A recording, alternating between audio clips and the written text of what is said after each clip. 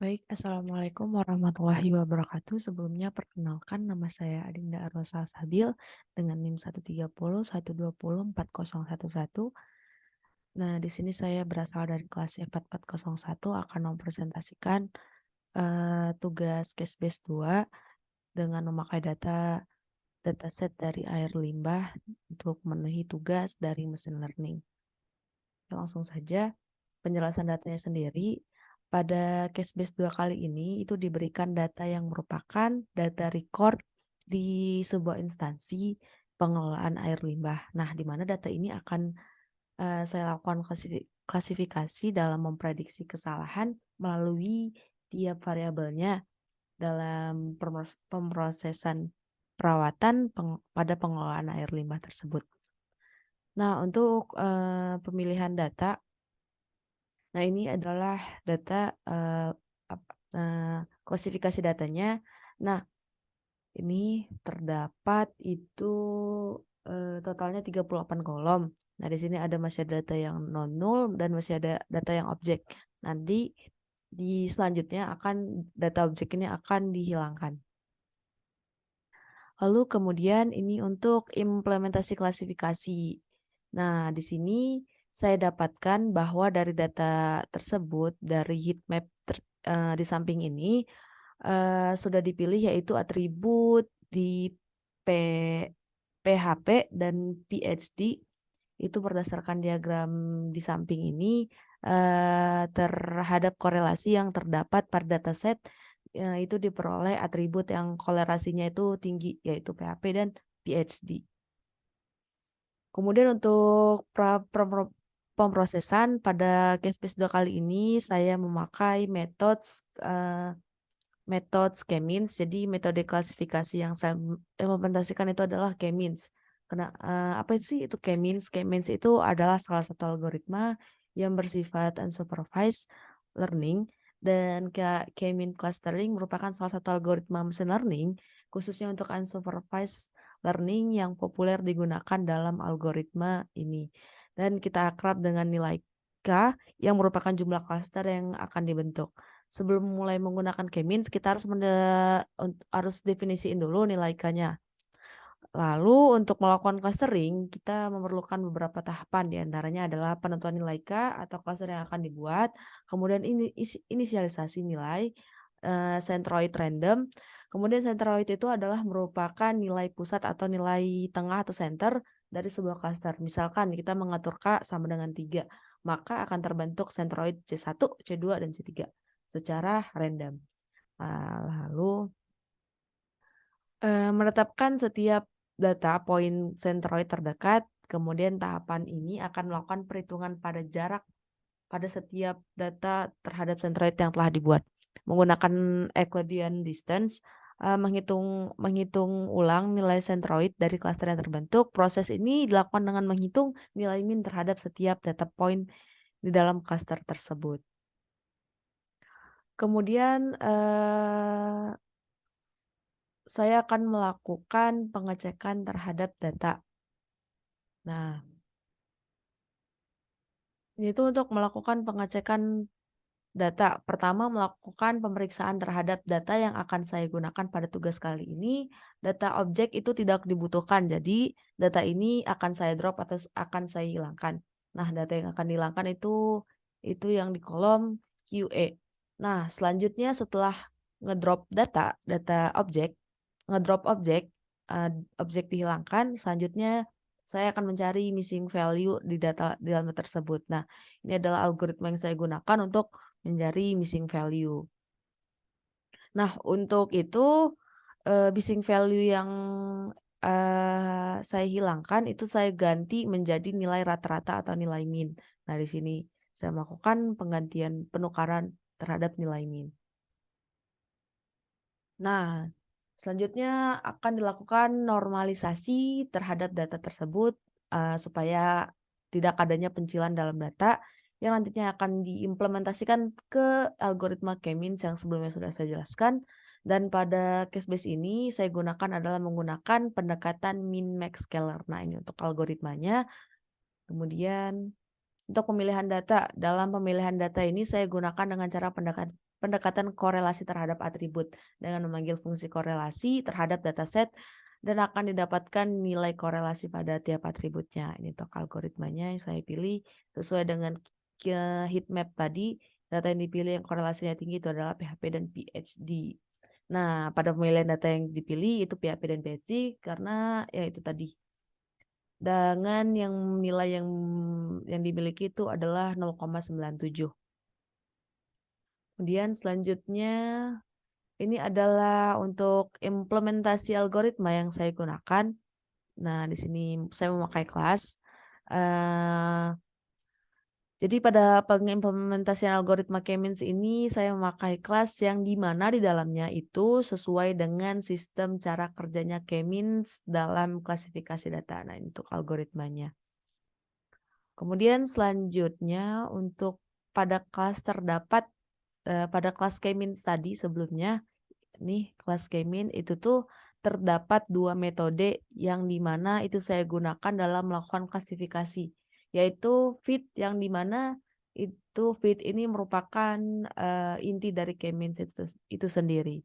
Nah, ini adalah inti dari K-means.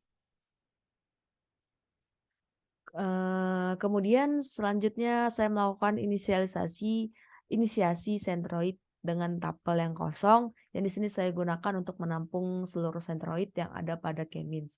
Setelah itu saya melakukan perulangan sebanyak K dan mengisi atau inisialisasi dengan data yang saya gunakan sesuai dengan yang saya jelaskan sebelumnya di pengertian K-means. Jadi K-means ini diinisialisasi dengan K.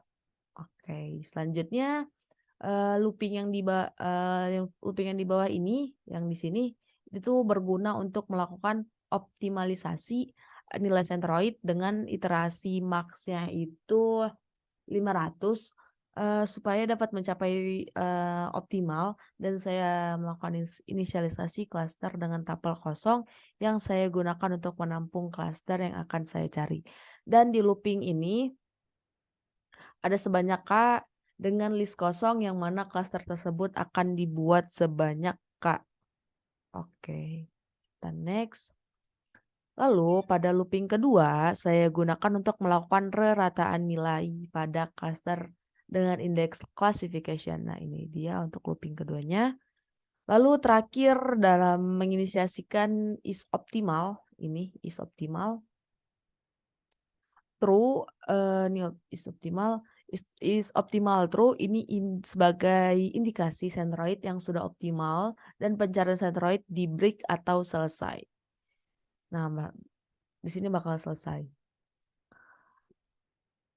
Nah, untuk metode yang saya implementasikan pada K-means ini sendiri yaitu PRED. Nah, di sini saya gunakan untuk melakukan ini tuh algoritmanya untuk melakukan prediksi terhadap nilai sentroid. Nah, ini algoritma untuk melakukan prediksi terhadap nilai sentroidnya. Kemudian ada prosedur yang saya gunakan di dalam tugas kali ini. Nah, prosedur yang saya gunakan ini untuk bentukan untuk melakukan visualisasi hasil klasifikasi dan ini algoritma yang saya gunakan. Nah, untuk evaluasi sendiri hasil dari yang saya peroleh dari pemodelan sentroid yang sebelumnya telah saya lakukan itu berupa titik sentroid sebanyak K setelah dijalankan dan saya mendapatkan output sebagai berikut yaitu ini X-nya 0,6 dan dapat lihat sendiri ini untuk X dan Y-nya. Oke. Nah, dan ini untuk visualisasi data clustering, hasil data clustering. Nah, di sini terdapat yang hijau itu cluster 1, cluster 2, cluster 3 dapat dilihat. Ini untuk yang PHP. Ini PHP, ini PhD. Kemudian dengan saya menggunakan metode elbow, saya dapatkan nilai K ini itu berdasarkan evaluasi jumlah menggunakan pendekatan elbow tadi. Berdasarkan hasil ini saya dapatkan klasifikasi terbaik yaitu nilai K dengan nilai 3. Nah, didapatkan setelah nilai K mulai optimal dan tidak terjal perubahannya, tidak terlalu terjal. Nah, kemudian terakhir ini saya melakukan implementasi model untuk nilai K sama dengan 3 pada K-means. Nah, ini untuk hasil data clusteringnya dapat lihat sendiri dengan jelas dalam klasifikasi ini lebih baik daripada hasil sebelumnya. Mungkin sekian untuk yang penjelasan slide. Selanjutnya saya akan melakukan running program di eh, Google Colab. Sebentar. Oke. Nah, di ini ada library yang saya gunakan. Ini sebentar. Nah, pada library ini saya butuhkan untuk membantu dalam mengambil data pada file, terus juga untuk melakukan visualisasi seperti heat map, terus untuk ngerandom nilai, terus dan untuk melakukan ini min max scalar untuk melakukan normalisasi pada data. Lalu setelah library ini saya untuk mengambil data dari drive yang sudah saya masukkan yaitu data water treatment.name sama data water treatment.data. Nah, kemudian di sini saya melakukan pembacaan terhadap data water treatment. Nah, ini untuk datanya. Nah, kemudian saya melakukan pembacaan terhadap data treatment data. Nah, treatment data itu sendiri itu tuh belum ada penamaan kolom masing-masing kolom. Nah, saya masukkan untuk penamaan kolomnya itu sesuai dengan yang ada di data water treatment sendiri. Itu tuh udah ada nama kolomnya. Nah, saya masukkan ke dalam treatment.data. Nah, ini di sini masih terdapat nilai 0 dan masih terdapat objek. Nah, yang nantinya yang seperti saya sudah bilang di penjelasan slide itu akan dihilangkan. Nah, ini untuk pembacaan datanya sudah dimasukkan nama kolomnya, nama atributnya, ini masih terdapat nilai nolnya. Oke, setelah itu saya drop untuk data objek. Nah, yang di drop itu hanya QA karena di QA itu terdapat objek. Nah, kemudian di drop, terus pengecekan terhadap nilai 0. Nah, kemudian ini saya melakukan pengecekan terhadap data objeknya apakah masih terdapat data objek, ternyata udah hilang data objeknya. Lalu kemudian saya menghilangkan missing value atau nilai 0 di data tersebut. Kemudian menggunakan algoritma ini, kemudian saya melakukan pengecekan kembali apakah masih ada data yang 0. Kemudian tidak ada lagi data yang 0. Kemudian saya melakukan normalisasi dengan min max scalar. Nah, ini normalisasi yang saya lakukan.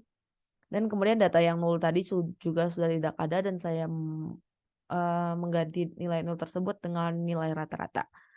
Kemudian saya melakukan pemilihan fitur berdasarkan korelasi setiap data. Nah, ini untuk korelasinya setiap data. Kemudian ini adalah heat map. Nah, untuk pencarian data terbaik atau korelasinya yang tinggi yaitu terdapat tadi di PHP dan di PhD itu di 0,97 jadi totalnya. Oke, kemudian setelah heat map saya saya memilih data PHP dan PhD tadi karena merupakan korelasi yang tertinggi didapat di PHP dan PhD. Kemudian ini untuk algoritma K-means yang sudah saya jelaskan juga sebelumnya pada pada slide maksud saya. Nah, ini algoritma yang saya gunakan, kemudian juga ini untuk memasukkan K-means-nya 5. Kemudian ini adalah nilai centroid yang saya dapatkan dari K-means. Nah, ini untuk nilainya. Kemudian ini ada prosedur lagi yang saya gunakan. Kemudian ini untuk hasil dari data clustering. Nah, ini dia. Kemudian saya melakukan import K-means-nya. Nah, kemudian saya melakukan looping dengan range 1 sampai 5. Kemudian ini adalah untuk hasil dari evaluasi cluster yang saya menggunakan pendekatan elbow. Nah, di sini dapat dilihat, sesuai yang sudah saya jelaskan pada slide, visualisasi elbow ini mendapatkan klasifikasi terbaik, yaitu pada nilai K, dengan nilai yang didapatkan itu 3. Nah, setelah, nilai K mulai optimal dan tidak terjal dan juga tidak terjal lagi perubahannya. Kemudian kita mencari, K yang terbaik, jadi K-2 di sini dapat dilihat dengan jelas dalam klasifikasi ini lebih baik daripada yang sebelumnya. Mungkin sekian penjelasan dari saya untuk penjelasan dari Google Colab dan slide, kurang lebihnya saya mohon maaf. Assalamualaikum warahmatullahi wabarakatuh.